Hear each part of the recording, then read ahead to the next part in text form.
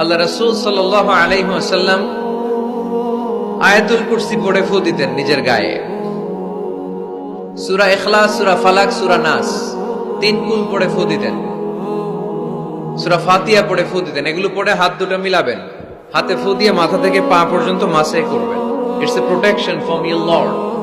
জিন ভূতের আসর, ব্ল্যাক ম্যাজিক, জাদু টোনা, বান মারা, জাদু ঝাড়ু যাই হোক, তো এগুলো কিন্তু মারে, বান মারে, জাদু টোনা করে, ব্ল্যাক ম্যাজিক করে।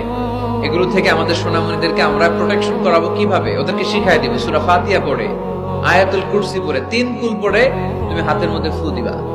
ফু দিয়ে মাথা থেকে পা পর্যন্ত তুমি নিজেই মাসেহ করবা। তোমাকে প্রোটেকশন দিবে কে? আল্লাহ রাসূল সাল্লাল্লাহু আলাইহি ওয়াসাল্লাম বলেছেন, মান ক্বারাআ আয়াতাল কুরসি দুবুরা কুল্লি সালাতিন মাকতুবাতিন লাম ইয়ামনা'হু মিন দুখুলিল জান্নাতি ইল্লাল মাউত। প্রত্যেক ফরজ সালাতের পরে যে ব্যক্তি আয়াতুল কুরসি তেলাওয়াত করবে, তার জান্নাতে যাওয়ার ক্ষেত্রে আর কোনো ব্লক বা বাধা নাই, একটা জিনিস ছাড়া, সেটা হচ্ছে মরণ, মৃত্যু। লোকটা মরে না তাই জান্নাতে যায় না, মরলেই জান্নাতি। এজন্য আজকে থেকে সূরা ফাতিহা বেশি বেশি পড়বেন তো।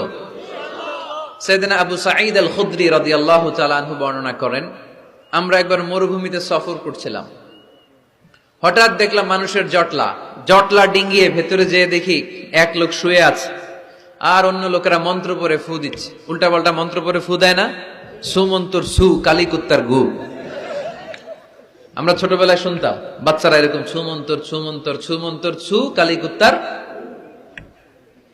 এগুলো পড়ে ওরা মন্ত্র পড়তো। তো উনি যে দেখলেন কি কি মন্ত্র পড়ে এই লোককে ফু দিচ্ছে, উনি বললেন কি হয়েছে?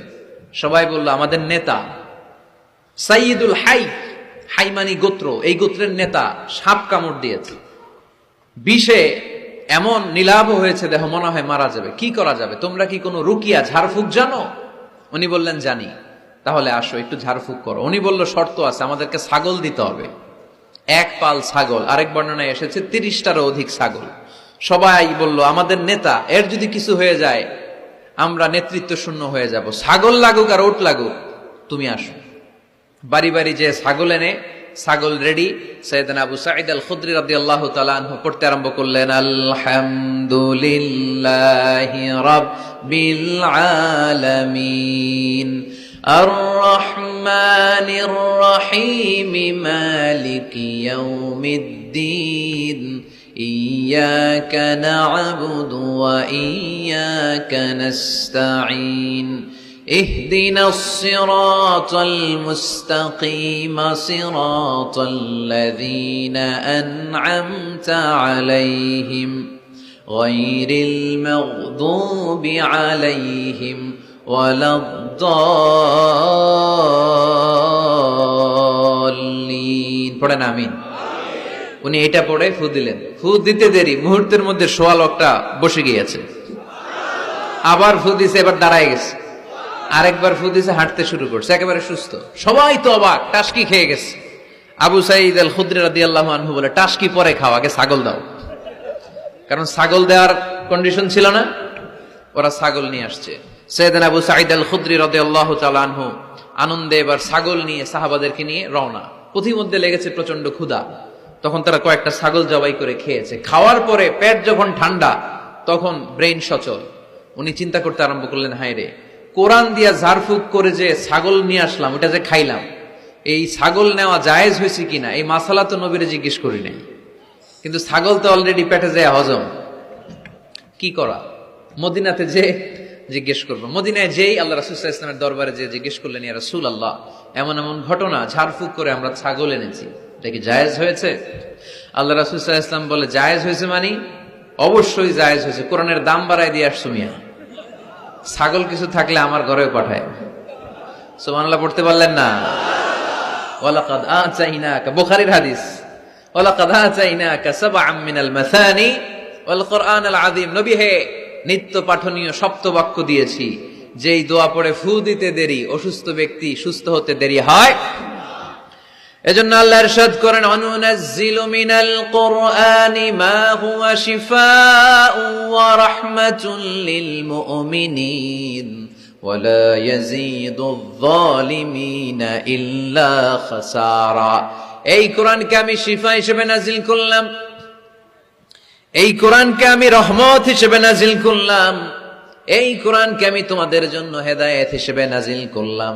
তোমাদের কোরআন রহমত এনে দিবে, বরকত এনে দিবে, শিফা এনে দিবে, কিন্তু জালেমদেরকে কিছু এনে দিবে না। ঠিক কি না? ওয়ালা ইয়াজিদিল যালিমিনা ইল্লা খাসারা। জালিমদের অকল্যাণ করবে, জালিমদের কল্যাণ নাই এই কোরআনে। জালিম যদি হেদায়েতের নিয়তে কোরআন পড়ে তাহলে কল্যাণ পাবে, তা না হলে কল্যাণ পাবে না। তো এখন থেকে আমরা যদি অসুস্থ হয়ে যাই, যেই সূরাটা পড়ে আমরা ঝাড়ফুঁক করব, সূরাটার নাম আরো জোরে বলেন, ফাতিহা। আসলে প্রতিদিন এই সূরাটা পড়ি, এই সূরাটার তাৎপর্য কি, মর্মবাণী কি আমাদের জানার দরকার আছে না? কিন্তু আমরা অনেকেই জানি না। জানি আরব বিশ্বে দেখবেন, ওনারা যখন তারাবির সালাত পড়ে, আযাবের আয়াত আসলে কাঁদে, জান্নাতের আয়াত আসলে দরাজ গলায় তেলাওয়াত করে। আপনারা কি করেন? আমরা করি না। কারণ ওনারা কি পড়ছেন সেটা তাৎপর্য আর মর্মবাণী ওনারা অনুভব করছেন। গত বছরের আগের বছর না, গত বছর আমি হজে শায়েখ আব্দুর রহমান আসুদাইসির পেছনে নামাজ পড়লাম। উনি যখন সূরা কুরাইশ তেলাওয়াত করছেন, ফালিয়াবুদু রাব্ব হাযাল বাইত, এটা বলে তিনি কেঁদে দিলেন। কারণ উনি অর্থ বুঝতে পেরেছেন, আয়াতের অর্থ ফালিয়াবুদু রাব্ব হাযাল বাইত, এই কাবা ঘরের মালিক আল্লাহর ইবাদত করো, এই ঘরের রবের ইবাদত করো। আর ওই ঘরের সামনে দাঁড়িয়ে উনি ইমাম, উনি ওই ঘরের সামনেই দাঁড়ানো আর পড়তেছে এই ঘরের রবের ইবাদত করো। এটা যখন অনুভব করলেন, উনি আর নিজেকে ধরে রাখতে পারলেন না, উনি কান্না জুড়ে দিলেন। উনার পেছনে আমরাও কাঁদতে লাগলাম, কারণ ইমাম যেদিকে মুসল্লিও সেদিকে, উনিও কাঁদে আমরাও কাঁদি, কারণ অর্থ বুঝতেছি তো। আবার জান্নাতের আয়াত আসলে এমন সুরের ঝংকার তুলে তিনি তেলাওয়াত করে, মনে হচ্ছে যেন এখনই উপর থেকে রহমত নাজিল হচ্ছে। ঠিক কিনা? কিন্তু আমরা যখন তারাবির সালাত পড়ি, আমাদের কখন যে আযাবের আয়াত গেল, কখন যে জান্নাত গেল, আর কোন দিক দিয়ে জাহান্নাম গেল, কোন দিক দিয়ে ইউসুফ নবীর কাহিনী গেল, কোন দিক দিয়ে আমার নবীর ঘটনা গেল, কিছু টের পাই? শুধু আমরাই টের পাই না এমনটা না, যিনি পড়াচ্ছে উনিও টের পায় না। ঠিক কিনা? এজন্য আমাদের চোখ দিয়ে দাঁড় দাঁড় করে পানি নামে না, আমরা অশ্রুসিক্ত হই না। জান্নাতের আয়াত আসলে আমাদের মজা লাগে না, কোরআনটারে মজা লাগাইতে হবে। ঠিক কিনা? বুঝতে হবে মাতৃভাষায়। স্মার্টফোন ইউজ করেন কারা কারা দেখি? ওরে আল্লাহ, সবাই স্মার্ট তো দেখি, এত স্মার্ট মানুষ এখানে থাকে। তো এই স্মার্টফোনের ভেতরে কিন্তু কোরআনের অ্যাপস ডাউনলোড করা যায়। কোরআনের অ্যাপস ডাউনলোড করবেন, করে আপনি পড়বেন, যা বলার আল্লাহ সব বলে দিয়েছে, নতুন করে আর কিছু বলবে না। বলবে? এই কোরআন শুরু হয়েছে বিসমিল্লাহির রহমানির রহিম দিয়ে, বা দিয়ে, আর শেষ হয়েছে যে সূরা দিয়ে, সূরাটার নাম সূরাতুন নাস। ওই সূরার শেষ আয়াতটি এরকম, মিনাল জিন্নাতি ওয়ান নাস, শেষে সিন। বা আর সিন মিলালে কি হয়? বাস। এবার বাসে চড়ে কিশোরগঞ্জ শহর যাবেন?